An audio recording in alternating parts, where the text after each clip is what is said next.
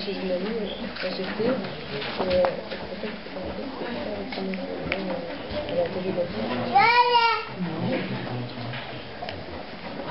on attend. Alexis, alors, on va être très concret, par phrase, peut-être une introduction d'une seconde. Si on avait été, je dirais, objectif, ou en tout cas un peu froid, comme le temps, on aurait peut-être pu dire, voilà, on attend ce que les autorités font, et on voit ce qu'elles ne font pas, et on tire le bilan. C'était prendre les occupants en otage pour nous, et on a désiré continuer envers et contre tout, non pas pour prouver que les autorités avaient tort d'expulser, mais pour prouver que ces gens étaient dans la rue, et sont toujours dans la rue si on ne fait rien. Donc voilà la situation. On n'abandonne pas ni l'associatif, ni l'ULM, ni les avocats, les gens qui sont, dont certains sont ici, à la rue, qui n'ont pas, pour ceux qui sont au SAMU, d'assurance de pouvoir rester au-delà de 24 heures. Pour ces gens, la situation d'avoir dû quitter le Jésus est dramatique parce qu'ils sont ballottés, ils sont pour certains arrêtés. Madame va faire un témoignage de ce qu'elle a subi. Et finalement, le nombre de logements promis ne sont pas des logements qui sont à disposition, toujours pas. Ils le seront, c'est toujours du futur, c'est toujours des suppositions. Le plan hiver, semble-t-il, et ce sont de nouveau des informations qu'on recueille comme ça, le plan hiver qui était prévu pour le 15 février blessé a été, ou est en tout cas reporté. C'est une décision que les travailleurs sociaux sur le terrain ont reçue il y a quelques heures en disant voilà, le plan hiver qui devait débuter le 19 novembre 2013 ne débutera que le 15 qui devait débuter le 15 novembre ne débutera que le 19 novembre, et le mail précédent qu'on avait reçu hier, c'était à 11h30, voici la preuve que le plan hiver commencera bien le 15 novembre. Alors hier on reçoit la preuve qu'il commence le 15 novembre, aujourd'hui on dit non, il commencera le 19. En attendant, toute une série de gens sont hébergés là, dans l'ignorance de ce qui va se passer le 15 ou le 19, sachant que d'autres personnes vont devoir évidemment être accueillies dans le plan hiver. Donc, pour nous, la situation, elle est dramatique, parce que les gens sont dans la rue, parce que les gens continuent à être dans la rue avec le temps qu'il fait, parce que les enfants ne vont plus à l'école, parce que manifestement on a pris des mesures complètement inconsidérées de les faire sortir du Jésus. Les associations continuent à essayer de trouver des logements, et on en trouve. On en trouve parce qu'on a des petits moyens, mais on commence à avoir des lueurs d'espoir, avec une chose qui est fondamentale, c'est que nous ne voulons pas, ni l'ULM, ni les avocats, ni les associations, nous ne voulons pas des occupations sauvages. Nous voulons maintenant des occupations qui soient, je dirais, légalisées par des conventions comme on l'avait fait au Jésus, légalisées, c'est-à-dire avec des subsides, même s'ils sont ténus, même s'ils sont modestes, des pouvoirs publics. Et nous avons reçu, c'est vraiment important de le dire, enfin de la région bruxelloise, la volonté, l'affirmation que, manifestement, quand on aura les logements à disposition, la région bruxelloise va pouvoir, dans les limites de ses moyens, intervenir. Du côté des bourgmestres, ça je crois que tu vas pouvoir en parler, des différents bourgmestres, il ne faut pas toujours accuser le bourgmestre de Saint-Josse, même si, du côté des bourgmestres de l'agglomération bruxelloise, la mobilisation est pratiquement zéro. On n'a aucune nouvelle. Voilà. Alors, moi je propose que dans l'ordre, Emmanuel vous donne les dernières informations pour savoir où sont les gens, qu'est-ce qu'ils font, et qu'ensuite on entend le témoignage de madame ou d'autres qui veulent, qui sont ici, parce que certains sont venus en délégation, dire exactement ce qu'elle a vécu et comment elle vit cette période indécente, de se trouver à la rue, alors qu'elle avait au moins au Jésus une communauté et un environnement et un toit. Et puis je passerai la parole à je vais être très court parce que je préfère que ce soit les occupants qui parlent. Donc suite à cet affrontement humanitaire du bourgmestre de Saint-Josse, il y a 130 personnes qui se retrouvent dans le SAMU social. Et les autres, donc il y avait 211 occupants que nous avions recensés il y a 15 jours encore. Les autres, on ne sait pas où ils sont. Donc ils sont dans la nature, chez des amis ou dans la rue. Il y en a qui logent d'ailleurs dans la rue devant la porte de l'église. Vous pouvez aller le voir, il est là avec ses chiens. Du côté du botanique. Du côté du botanique. Donc oui, avec ces chiens, on les traite comme des chiens, effectivement. Donc nous, les seules informations qu'on a, c'est des promesses de logement de la région 10 à 12 logements qui vont effectivement être mis sur la table et qui vont permettre le relogement de 10 à 12 familles, plus des promesses de la commune, mais là on n'a aucune information, et de toute façon il manquera de la place pour tous les autres. Donc ce qu'on voudrait, c'est Les autres du SAMU. tous les autres qui ont été expulsés. On voudrait que ces autres soient relogés dans de bonnes conditions. On a en effet plusieurs adresses et il faudrait qu'il y ait une convention le plus rapidement possible avec les propriétaires pour que ces personnes puissent être relogées le plus rapidement possible, puisqu'en effet on n'a aucune certitude quant à leur accueil après le 15 novembre, après demain. Voilà. Et alors il y a aussi un autre problème qu'on apprend ces derniers jours, concernant les affaires des occupants. Plusieurs occupants nous disent que leurs affaires au Jésus ont été soit volées, soit vandalisées, soit détruites, notamment des cours des enfants qui sont dans tous les sens. Donc c'est scandaleux, et là aussi les occupants pourraient témoigner. À 1h, une occupante est prête à témoigner en direct puisqu'elle a rendez-vous pour récupérer ses affaires par téléphone, et elle accepte de témoigner sur ce sujet-là précis. Et voilà, peut-être que Nafiane, tu peux expliquer ce qui s'est passé pour toi lors de l'expulsion et juste quelle est ta situation. C'est dans la semaine toute la journée, rien manger, donc ils m'ont fait une enquête du 9h du matin jusqu'à 19h, ils m'ont lâché. Voilà, le jour après j'étais à la fête du sport, après au SAMU, pour l'instant on est toujours au SAMU avec nos enfants. Le problème c'est demain, quand on doit sortir du SAMU, donc on n'a pas trouvé, ils n'ont pas encore trouvé une solution, nous reloger. Donc on est vraiment perdu avec ce froid-là, c'est pas évident. On cherche une solution le plus vite possible, parce qu'il nous reste juste 24 heures pour demain. Merci. Kada, tu peux aussi témoigner éventuellement? Ben, je pense que la chose la plus cruciale, c'est de trouver quelque chose dans les 24 heures. C'est invivable là où on se trouve. C'est prescrit ne pas rentrer ni sortir après 20h30, coincé, ni télé pour les enfants, ni salle de jeu, rien. Maintenant les enfants ils disent on va à la maison, ils parlent de l'église Jésus là. Pour eux c'est leur maison. On est dans une situation vraiment catastrophique. On lance un appel aux autorités compétentes, au pouvoir public, qui nous reloge le plus urgent possible.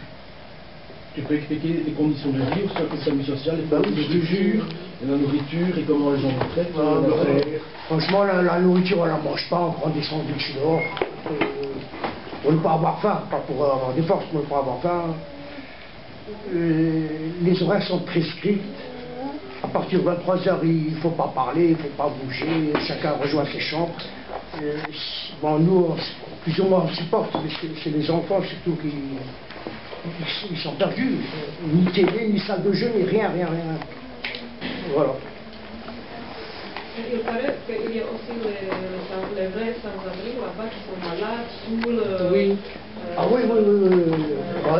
C'est l'hiver maintenant, ils ramènent les cloches. C'est pas un endroit adapté. Voilà, c'est choquant pour les familles, les enfants aussi. Mais ça, là, plein d'urine sur eux, on voit tout, faut pas se cacher la face. Des petits qui rentrent bourrés, ça choque. On n'a pas l'habitude de voir ça quand on était au Jésus.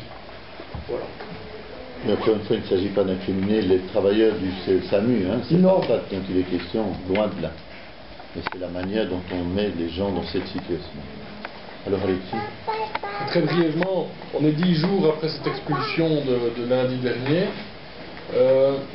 Et 10 jours après cette expulsion, je pense que les pouvoirs publics doivent être rouges de honte.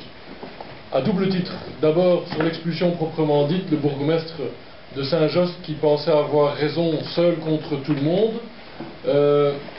Quelle était l'urgence? Je n'ai toujours pas compris, nous n'avons toujours pas compris quelle était l'urgence d'expulser les 200 occupants du Jésus. Il y allait avoir des solutions en petite structure qui allaient être mises en place immédiatement. 10 jours après, il n'y a toujours rien, avec même un problème, c'est que si ces solutions ne sont pas mises en œuvre dès demain, les personnes se trouvent vraiment à la rue, vu que le SAMU social ne pourra plus les accueillir, et que le plan hiver, qui est une solution d'urgence par définition, ne commence que le 19 novembre. Et le plan hiver n'est pas une solution pour les occupants du Jésus. Il y a déjà suffisamment de misère comme ça dans les rues de Bruxelles. Le plan hiver est destiné à un autre public. Et donc, rouge de honte pour le bourgmestre qui a décidé de procéder à cette expulsion, mais aussi pour les autorités et les pouvoirs publics qui ont laissé faire, parce qu'une chose c'est celui qui décide seul contre tous de le faire, mais aucun pouvoir public n'a levé le petit doigt pour essayer de l'arrêter, pour essayer de suspendre l'expulsion en disant ne mettons pas la charrue avant les bœufs, mettons d'abord en œuvre les solutions de relogement et puis fermons le Jésus. Non, ils ont procédé en sens inverse et tout le monde a laissé faire, et je pense que les pouvoirs publics et les responsables politiques qui ont laissé faire ça doivent aujourd'hui, 10 jours après, être rouges de honte également.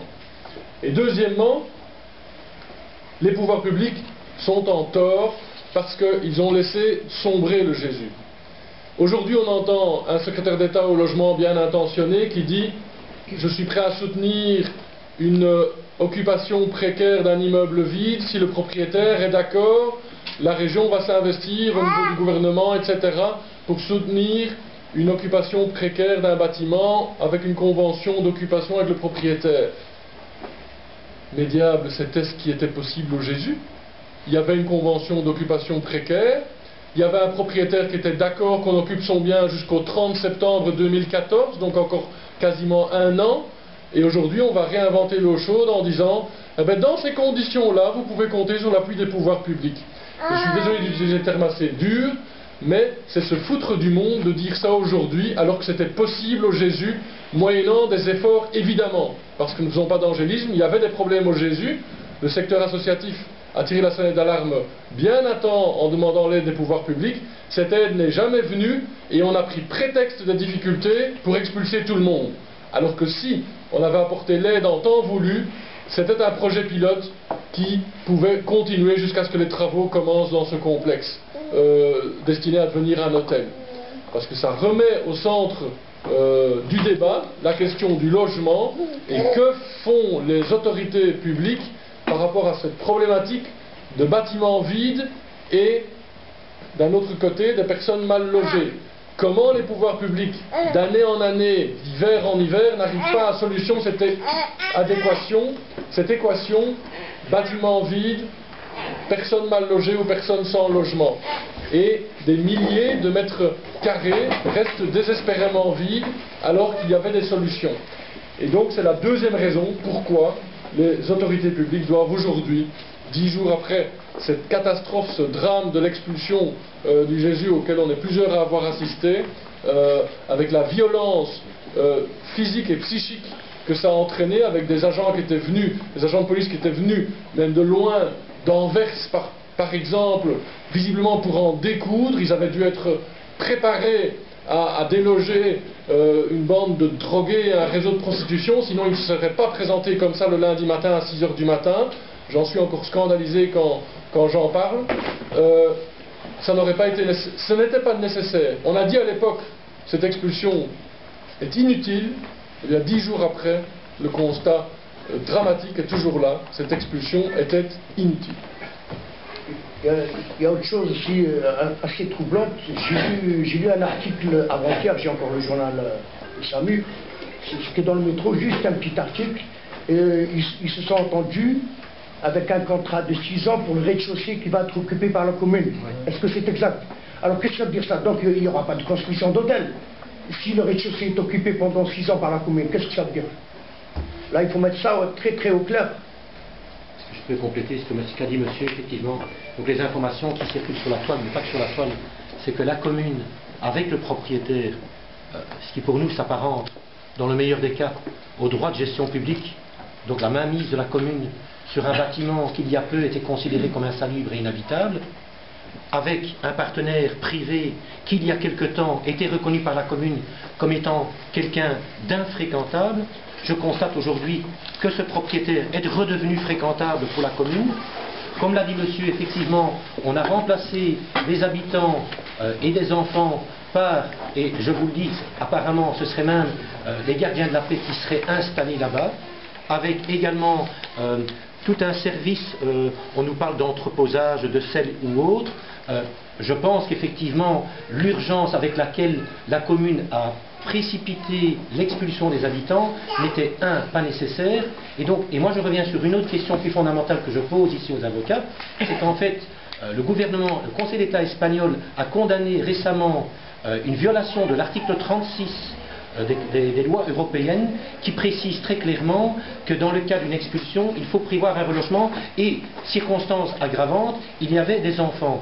Donc ma question que moi je pose aujourd'hui aux avocats ici présents, est-ce que oui ou non vous escomptez, vous envisagez à tête reposée bien entendu, des procédures judiciaires? Alors, c'est que, je vais répondre à toutes ces questions. La première chose, c'est que comme certains pouvoirs publics en ont acquis l'habitude, le Jésus semble être voué, oui, justement, à ce qu'au rez-de-chaussée, il y ait des gardiens de la paix, mais en tout cas, les témoignages dont on a reçu en abondance, je dirais la conjonction, c'est que l'immeuble a été, dans les étages, complètement abîmé pour qu'on ne puisse plus l'occuper. Donc, c'est pas la première fois qu'on le fait d'ailleurs, puisque à la sortie de la jonction près de la gare du Nord, un immeuble d'une banque a été comme ça saccagé pour qu'on ne puisse pas l'occuper. On en est là, on saccage pour que justement on ne puisse même pas occuper. Deuxième question, la question de savoir quels sont les recours. Les recours sont évidemment des recours terriblement précaires, mais sans donner un espoir immodéré et sans croire que l'Europe va aider, nous nous orientons avec des gens qui travaillent dans les institutions européennes à ce qu'une plainte soit déposée, ce que au moins la Commission européenne puisse se pencher sur cette question. Je vous rappelle que la charte fondamentale qui a été adoptée par les 28 pays européens prévoit qu'on doit reloger les gens, même si on les expulse pas, on doit trouver un logement décent et on doit permettre aux sans-abri de mener une existence décente. C'est, je crois, si ma mémoire me sert, l'article 23 ou 33. Donc là, on a des possibilités, mais ce sont de nouveau des recours juridiques qui vont mettre un temps fou et qui ne donneront pas un logement parce que, comme je le disais tout à l'heure, et comme l'a très bien dit Alexis, dans 2 jours, qu'est-ce qu'ils vont devenir? Si ce n'est pas le 15, c'est le 19. Nous, on est en train d'essayer, avec des bouts de ficelle, de trouver quelque chose. Ce qui est extraordinaire, c'est que les gens restent solidaires, que l'associatif est solidaire, mais que les pouvoirs publics, comme l'a dit Alexis, ont fait défaut et que les promesses de la région bruxelloise, qui nous sont bien utiles pour le moment, arrivent évidemment terriblement tard. Est-ce qu'il y a des témoignages ou des questions? En tout cas, nous, ce qu'on a décidé, c'est de continuer à tenir au courant, à faire le bilan et à mettre les gens devant leurs responsabilités. Il est invraisemblable qu'on n'ait pas pu justifier, d'ailleurs qu'on n'ait jamais imaginé vouloir justifier les l'opinion publique, pourquoi on a voulu expulser ces gens il y a 10 jours et pourquoi on ne l'a pas fait à un autre moment. Beaucoup de gens me posent la question, mais pourquoi ne pas l'avoir fait en été? Ça peut-être, oui, à la limite, pourquoi? En été, la situation avait été dénoncée par les associations en disant on ne peut plus continuer à agir puisqu'on n'a pas de soutien, on n'a pas de sécurisation. Pourquoi le faire à la veille de l'hiver? Pourquoi le faire maintenant et dans de telles conditions? On aura, je ne sais pas quand, des réponses, mais à un moment donné, au niveau démocratique, il faudrait que ces réponses arrivent. Alors moi j'aimerais insister sur le fait qu'il était important d'utiliser les bons mots, comme pour tout, utilisons les bons mots. Je disais dans la presse, tant francophone que flamande, qu'on continue à parler de squatteurs et de crackers. Je suis désolé, mais les gens du Jésus n'étaient pas des crackers. Crackers, qui est encore plus péjoratif en flamand qu'en français, implique que l'occupation est illégale, alors que le propriétaire était d'accord que ces personnes habitait son bien, qu'il y avait une convention d'occupation qui était entérinée par le juge de paix. Tout se passait dans la légalité et le combat de l'opinion publique ou l'impact sur l'opinion publique est important parce que je voyais dans les forums qui commentent le travail des journalistes des gens, des lecteurs systématiquement dire oui mais si ils sont illégaux, ils doivent partir, ils doivent sortir du bâtiment. Mais ils ne sont pas illégaux dans le bâtiment. Le propriétaire est d'accord. Donc s'il vous plaît, arrêtez de parler de krakers. Het zijn bewoners. Het zijn geen krakers omdat de eigenaar akkoord is en omdat ze legaal in het gebouw wonen. Et donc ce ne sont pas des krakers, ce ne sont pas des squatteurs. comme on imagine de manière un peu classique en faisant des raccourcis, des gens qui rentrent de force dans un bâtiment et qui y restent jusqu'au moment où on les déloge. Ça sont des crackers. Mais ici, ce n'étaient pas des crackers.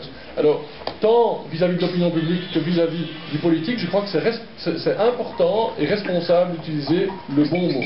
Merci. Est-ce qu'il va y avoir une lueur d'espoir? On a été convoqué pour 19h à la commune avec le bourgmestre. Aujourd'hui? Oui. Est-ce qu'il y a quelqu'un de la commune qui peut nous éclaircir sur ce rendez-vous-là pour ce soir? Le dialogue avec la commune a toujours été particulièrement muet. Impossible. Donc je ne sais pas, moi, tant mieux s'ils annoncent, mais si c'est prononcé des effets d'annonce comme il y a 10 jours en disant qu'on va mettre dans l'immédiat des bâtiments qu'on voit qui ne sont pas là, il faudra de nouveau en tirer les conséquences. J'imagine tout de même qu'ils vont annoncer aujourd'hui qu'il y a 8-9 bâtiments, c'est ce qu'ils ont déjà promis, qui seraient mis à disposition. Mais alors on se retrouve exactement dans la même situation qu'il y a 10 jours. C'est des bâtiments pour un usage précaire, c'est des bâtiments qui manifestement vont exiger des gens à un moment donné qu'ils puissent payer un loyer, qu'ils puissent revendiquer les revenus, dont on peut leur revendiquer les revenus. C'est de nouveau une situation impossible. Nous, ce qu'on réclame, c'est la sécurisation et l'accompagnement pour permettre à ces gens d'avoir un revenu et puis un logement. Ici, on prend le bout par exactement l'opposé et on remet la situation comme si de rien n'était. Pour le moment, on ne sait pas vous dire ce que la commune de Saint-Josse va dire dans 2 heures, dans 3 heures, dans 5 heures, dans 6 heures. Est-ce qu'il y a encore des gens qui veulent apporter un témoignage ou des gens qui veulent faire une déclaration? Vous voulez dire quelque chose en occupant? Moi, c'est juste que ça m'intéresse jusqu'à... On est demain le 15. Si on est dans la rue ou pas, parce que... C'est ça. J'ai une seule enfant, mais il y a des autres qui sont plus enfants. Je pense même pas un seul jour de dormir dans la gare ou des choses comme ça, ce n'est pas possible. Même à 1h du matin, on va dans la rue, et à 5h du matin, il ouvre, mais...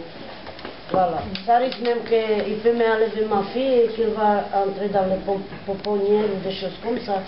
Parce qu'un enfant ne peut pas rester dans la rue. Hein. Avec ces hivers, ce n'est pas possible. Même l'été d'ailleurs. J'ai aussi déjà mon fils qui est déjà là, il a 2 mois et demi. Et il y a ma fille qui est avec, qui est scolarisée et tout. Et je sais pas, je suis née ici. J'ai jamais été pendant cette situation comme je dis. Manu, ici. Fatima? Les conseillers de la commune de Saint-Just n'arrêtent pas de nous appeler, je ne sais pas pourquoi. Presque chaque jour de venir à 10 heures dans un lieu qu'on ne connaît pas, on dit chaussée, je ne sais pas, chaussée d'elle-même, chaussée comme ça. Venez là-bas avec carte d'identité, comme ça vous pouvez récupérer vos vêtements, mais seulement vos vêtements, c'est pas les meubles, c'est pas ça. Je ne sais pas pourquoi ils font ça, ils nous cherchent, je ne sais pas. En plus de ça, il y a plus de contrôle dans les micros, dans les bus. Ils ne demandent pas seulement l'abonnement, ils demandent une carte d'identité pour attraper les gens qui habitent à Bougézy. Et donc ça c'est une question qu'on nous pose, beaucoup d'occupants nous posent, et qu'ils ont très peur de se rendre au rendez-vous qu'on leur donne, parce que beaucoup sont sans papier, ils ont peur de se faire arrêter et expulser. Et on a déjà, et c'est vrai, lors de l'expulsion, il y a eu quand même 15 arrestations. Et sur ces 15 arrestations, il y en a 2 qui sont restés, enfin 3. Un qu'on ne connaît pas du tout parce qu'il venait d'arriver, mais en tout cas 2 qu'on connaît bien qui sont restés dans un centre fermé en Flandre. Et donc on a essayé de les rassurer, de leur donner des adresses d'avocats et tout ça. Ils sont défendus et des avocats ont pris contact et tout. Et d'après les dernières informations, ils ne seraient pas expulsés parce que là, un Iranien et l'autre est algérien, c'est difficile de les expulser, heureusement. Mais ça, c'est vraiment quelque chose qui inquiète tous les autres parce qu'ils ont peur de se retrouver, d'arriver à la commune pour un rendez-vous pour récupérer leurs affaires et de se faire menotter, embarquer. Enfin, c'est aussi ça, la situation de l'expulsion du Jésus. Ils ont expulsé, après ils nous cherchent pas. Oui.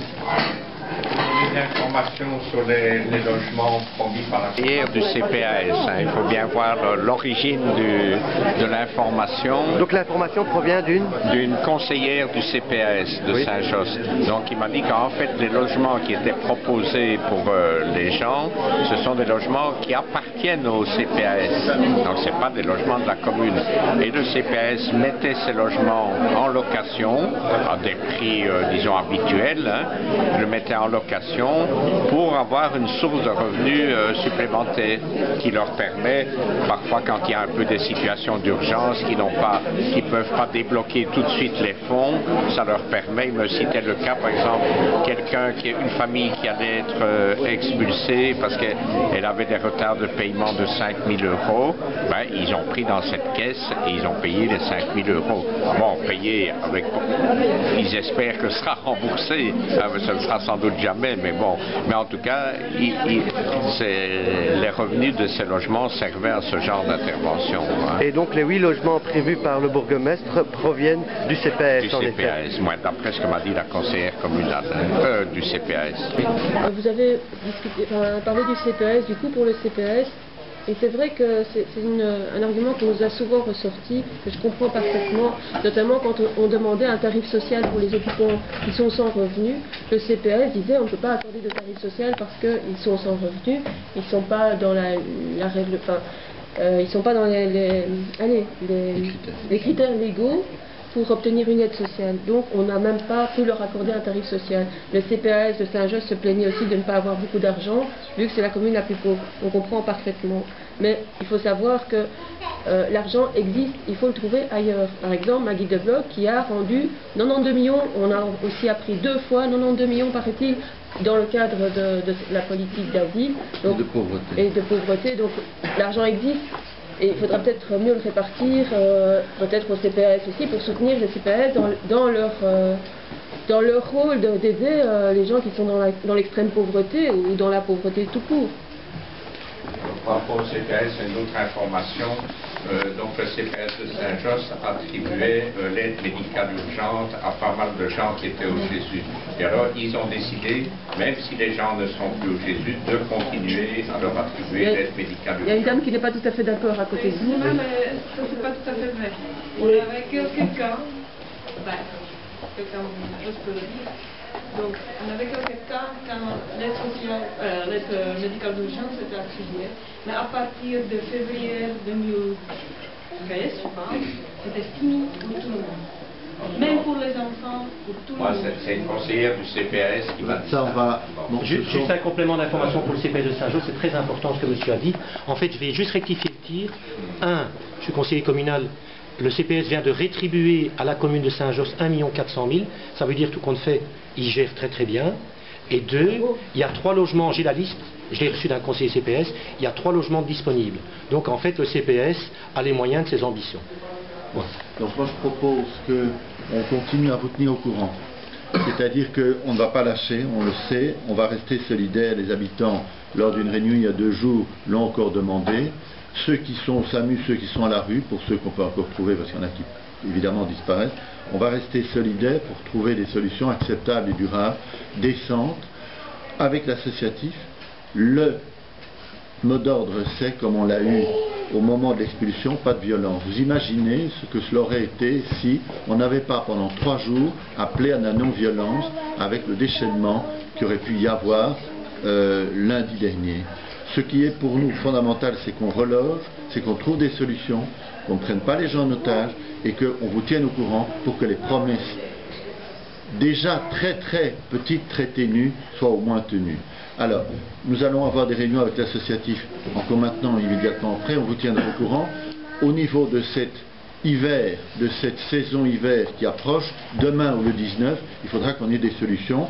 Et si les politiques ne veulent pas en trouver, comme il l'a dit très clairement, il faudra alors qu'on aille devant les tribunaux, que les tribunaux nous accordent le minimum de ce que les conventions internationales exigent d'un État, c'est qu'il donne à toute personne un logement décent.